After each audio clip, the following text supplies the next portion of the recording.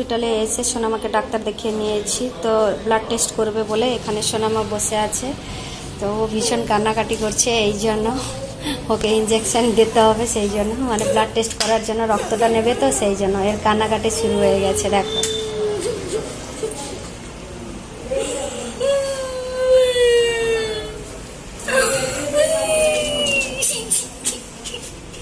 Hello friends, welcome back to my channel Shivani lifestyle. Good morning সবাইকে। তোমরা সবাই কেমন আছো? আশা করি তোমরা সবাই ভালো আছো। আমরাও মোটামুটিভাবে ভালো আছি, মানে ওর বাবা আর আমি দুজন ভালো আছি। সোনামার শরীরটা একটু অসুস্থ। তো যাই হোক, তো যারা আমার চ্যানেলে নতুন আছো প্লিজ তারা সাবস্ক্রাইব করে আমাকে সাপোর্ট করো। তো এখন কটা বেজে গেছে জানো তো? এখন সকাল 11টা বেজে গেছে। তো আমি স্নান করে জাস্ট এখনই এলাম। তো আজকে যেহেতু ভালো দিন একটা, তো আজকে রামনবমী, তো আমার তরফ থেকে আমার সকল বন্ধুদের হ্যাপি রামনবমী। তো যাই হোক, সোনামা এ পাশে দোলনায় বসে আছে। ওকে স্কুল আজকে পাঠায়নি, ওকে ডাক্তারের কাছে নিয়ে যাব। ওর কাল রাত থেকে জ্বর, ওষুধ দিয়েছিলাম বাড়িতে, মানে ওষুধ খাওয়ার পরে জ্বরটা কেটে যাচ্ছে, চলে যাচ্ছে জ্বরটা, তারপরে আবার জ্বর আসছে। তাই ভাবলাম যে আজকে ওকে ডাক্তারের কাছে নিয়ে যাব। আর একটার জন্য জ্বর আসছে আমাকে, মনে হচ্ছে ডাক্তারের কাছে গেলে বোঝা যাবে। সোনামা এদিকে আসো তো, কানের যে নিচের সাইডটা না, এইখানে ওর ব্যথা করছে। এদিকে আসো, এদিকে আসছো, নিচে নেমে। এখনো জ্বর আছে ওর গায়ে, জানো তো, অনেক জ্বর আছে। জাস্ট এখনই খেয়ে দিয়ে উঠলো। আর এর মুখটা দেখেছো তো কিরকম ফোলা ফোলা মতো লাগছে? তোমরা একটু কমেন্ট করে জানাবে তো। এই সাইডটা কিন্তু ওর ব্যথা, ঠিক আছে? হ্যাঁ, এখানে ব্যথা, এই সাইডটা কিন্তু ওর একটু ফোলা ফোলা লাগছে। তোমরা একটু কমেন্ট করে জানাবে তো। তো এখন গায়ে জ্বর কিন্তু অনেক উঠেছে, এখনই পুজো করে ডাক্তারের কাছে নিয়ে যাব। তো আজকে তো যেহেতু রামনবমী, তো উপবাস আমার, আমি আজকে কিছু খাবো না।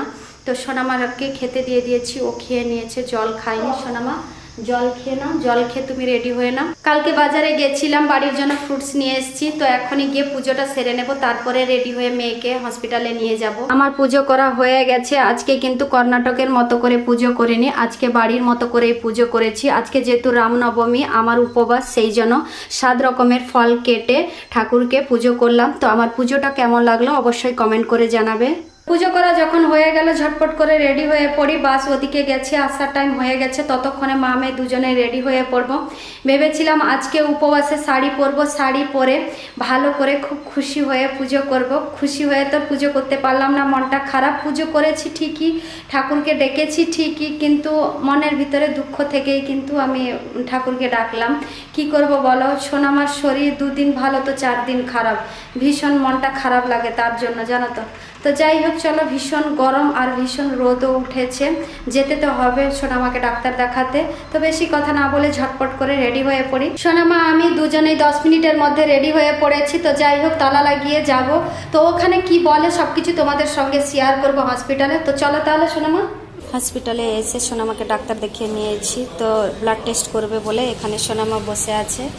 তো ও ভীষণ কান্নাকাটি করছে, এই জন্য ওকে ইঞ্জেকশন দিতে হবে, সেই জন্য মানে ব্লাড টেস্ট করার জন্য রক্তটা নেবে, তো সেই জন্য এর কান্নাকাটি শুরু হয়ে গেছে। দেখো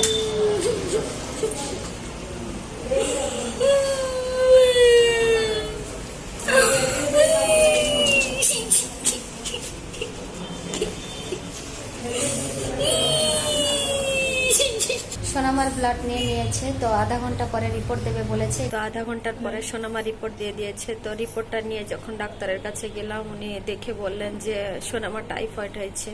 তো টাইফয়েড হওয়ার মানেই সোনামাকে অ্যাডমিট করে নেবে, আমি জানি। তো ফাইনালি সোনামাকে অ্যাডমিট করাতে বললো, সেই জন্য সোনামাকে অ্যাডমিট করিয়ে নিয়েছি। এই দেখো, সোনামা কিন্তু অনেক কষ্ট পেয়েছে, কারণ ওর হাতে শিরা খুঁজে পাচ্ছিল না। অনেক কষ্ট করেই কিন্তু শিরাটা খুঁজে পেয়েছে। ওই শিরাটা আনার জন্য কিন্তু 3-4 বার ফুঁড়েছে, এ হাতে মানে দুটো হাতে কিন্তু দুবার করে ফুঁড়েছে। তো ফাইনালি 4 বারের কিন্তু ওর শিরাটা খুঁজে পেয়েছে। এমনিতে আমার সোনামা ইঞ্জেকশনকে প্রচণ্ড ভয় পায়, তার উপরে যে এতবারে যে ফুঁড়েছে ইঞ্জেকশনটা, মানে চ্যানেলটা করার জন্য যে ছুঁচটা ফুঁড়েছিল না, ভীষণ কষ্ট পেয়েছে আমার সোনামা, জানো তো। তো যাই হোক, ওপাশে গ্লুকোজ চলছে, এই দেখো, তার সঙ্গে ইঞ্জেকশন দিয়ে গেছে। তো ওর স্লাইনটা চলছে, আর এপাশে সোনামা ঘুমিয়ে গেছে। এই দেখো, এখন দুপুর 2টো বাজতে যায়, সোনামা কিছু খাইনি।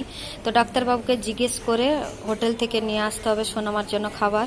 ডাক্তারবাবুকে জিজ্ঞেস করে সোনামার জন্য খাবার নিয়ে চলে এসেছি হোটেল থেকে। আর এ পাশে সোনামা ঘুমিয়েছিল, উঠে পড়েছে, ওর স্লাইনটা শেষ হয়ে গেছে, এই দেখো। তো হাতে স্লাইনটা খুলে দিয়েছে। সোনামা এবার উঠে পড়ো, খাইয়ে দিই। ডাক্তারবাবু যেগুলো বলেছিলেন ওইগুলোই নিয়ে এসেছি। সোনামার মুখটা ধুয়ে নিয়ে এসেছি। সোনামা নাও এবার। কেমন হয়েছে বাবা? মুখে একটু রুচি লাগছে? ভালো হয়েছে বাবা? তাহলে তাড়াতাড়ি খেয়ে নাও। হ্যাঁ, আচারও সঙ্গে দিয়েছে, কিন্তু আচারটা সোনামাকে দেব না, সম্বর দিয়ে ভাত খাবে না কি সোনামা? সোনামার ভাত খাওয়া হয়ে গেছে। তো এখনো জ্বর আছে, নার্সকে ডেকে বলেছিলাম। তো নার্স এই ট্যাবলেটটা আধা দিতে বলেছিল। আমি দোকান থেকে জলের বোতল কিনে নিয়ে এসে এটা আধা ট্যাবলেট দিয়ে দিয়েছি। তো সোনামা আমি এখন বাড়ি যাই? হ্যাঁ, সাবধানে থেকো বাবা, যাবো আসবো। হ্যাঁ, বাই সোনামা। সোনামাকে হসপিটালে ছেড়ে বাড়িতে পৌঁছে গেছি। তো সোনামাকে ছেড়ে আসার একদমই ইচ্ছে ছিল না, কিন্তু ওকে হসপিটালে ছেড়েই আমাকে আসতে হলো, কারণ ওর জন্য একটা ড্রেস নিয়ে যাব। যে ড্রেসে ও আছে ও রাত্রেবেলায় থাকতে পারবে না। তারপরে কথা আছে যে সম্বরটা যে হোটেল থেকে নিয়ে এসেছিলাম ওটা একটু রেখে দিয়েছি ওর জন্য। তো বাড়িতে ভাতটা বানিয়ে নেব, ওর জন্য দিলে হয়ে যাবে। আর আমার তো আজকে উপবাস, আমি সকাল থেকে কিছু খাইনি। এখন বিকেল 5টা বেজে গেছে। তো ঝটপট করে ছোলা যে ভিজিয়ে রেখেছিলাম কালকে রাত্রেবেলা, ছোলা আর আলুটা সেদ্ধ করে নেব। আর বাড়িতে কিছু ফ্রুটস আছে, ওটাও প্যাক করে নেব। এখন খেতে একদম ইচ্ছে নেই, আর সময়ও নেই। মেন কথা হচ্ছে বাসটা গেছে ওদিকে, তো ওই বাসে যাব বলেই ভাবছি। সেই জন্য তাড়াতাড়ি করে রান্নাটা সেরে ফেলবো আর তাড়াতাড়ি করেই রেডি হয়ে পড়তে হবে। আমার জন্য কিছু ফ্রুটস এই কভারের মধ্যে রেখে দিয়েছি, আর সোনামার জন্য সম্বর গরম করে নিয়েছি। এপাশে ভাতটাও বানিয়ে ঠান্ডা করে দিচ্ছি, কভারের মধ্যে নিয়ে যাচ্ছি তো সেই জন্য ঠান্ডা করে নিচ্ছি। আর একটা সম্বর দিয়েছিল হোটেল থেকে, ওটাও গরম করে নিয়েছি। আর এপাশেই দেখতে পাচ্ছ ছোলা আর আলুটাও সেদ্ধ করে নিয়েছি। দেখো, শুধু খালি প্যাক করতেই বাকি আছে। এখন গরম তো সেই জন্য একটু ঠান্ডাটা করে নিচ্ছি, কিন্তু সময় নেই, ঝটপট করেই প্যাক করে নেব। আর এপাশে সোনামার জন্য একটা ড্রেস নিয়ে নিয়েছি, একটা প্লেট নিয়ে নিয়েছি, ওকে খাওয়াতে সুবিধা হবে আমার। ঝটপট করে খাবারগুলো সব প্যাক করে নিয়েছি। এই দেখো, এই ব্যাগের মধ্যে সবকিছু রেখেছি সোনামার আর আমার দুজনের জন্য। তো বাস আসার টাইম হয়ে গেছে, ঝটপট করে যাই বাস স্ট্যান্ডে, তারপরে দেখা হচ্ছে তোমাদের সঙ্গে হসপিটালে পৌঁছে গেছি খাবার নিয়ে। সোনামাকে যখন এসে দেখি ও ঘুমায়নি, এইরকম করে শুয়েছিল। এর জ্বর এখনও কমছে না।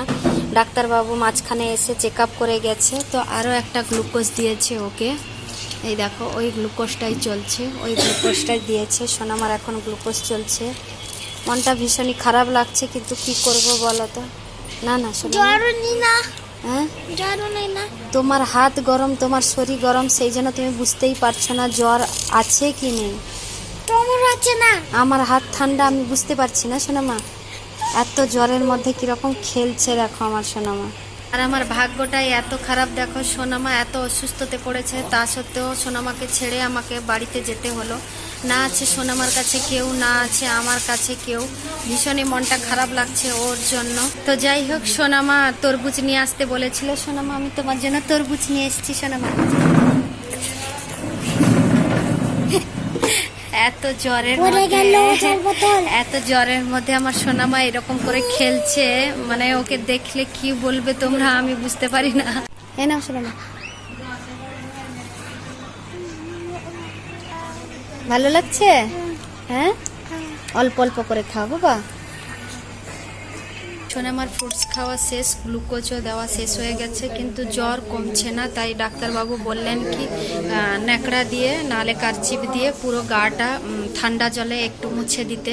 তো তার জন্য কি কারচিপ নিয়ে নিয়েছি, যাব এখনই বাথরুমে। সোনামার ড্রেসটাও চেঞ্জ করে দেব, তার সাথে সাথে পুরো বডিটাও ভিজা ন্যাকড়া করে মুছে দেবো। চলো সোনামা, আস্তে করে। হ্যাঁ, বাবাটা আমার কত কষ্ট পাচ্ছে, আমার মাটা। ভিজা ন্যাকড়া করে সোনামার পুরো শরীরটা কিন্তু মুছে দিয়েছি, তারপরে ড্রেসটা চেঞ্জ করে দিয়েছি, তবুও জ্বর কমছে না। তাই ডাক্তারবাবু বললেন যে একটা ভিজা ন্যাকড়া দিয়ে ওর কপালে দিতে। তো আমিও এরকম করে করছি।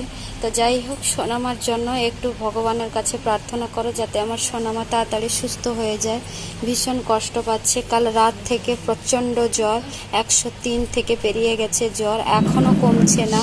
তো ডাক্তারবাবুকে জিজ্ঞেস করলাম কমছে না কেন, তো ডাক্তারবাবু বললেন কি এটা টাইফয়েড জ্বর, একটু টাইম লাগবে, সেই জন্য কি তবুও কষ্ট লাগছে মনটা। কিন্তু তো সোনামাকে জলপটি দিতে দিতে সোনামা ঘুমিয়ে পড়েছে। এখন কিন্তু রাত 10টা বেজে গেছে। জাস্ট এক্ষুনি ওর গায়ে হাত দিয়ে দেখলাম জ্বরটা এক্ষুনি কমেছে। তো ওকে ঘুম থেকে তুলে ওকে খাওয়াবো, খাইয়ে দিয়ে আমি নিজেও অল্প দুটো খাবো, তারপরে গিয়ে আমি শুবো। আসলে বাড়ি থেকে ফ্রুটস নিয়ে এসেছিলাম, ওটা একটু খেয়েছিলাম, ছোলা আলু সেদ্ধ করেছিলাম, ওটা বাকি আছে, খাইনি এখনও।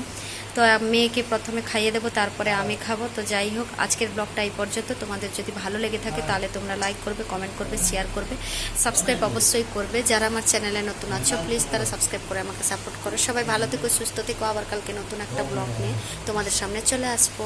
বাই।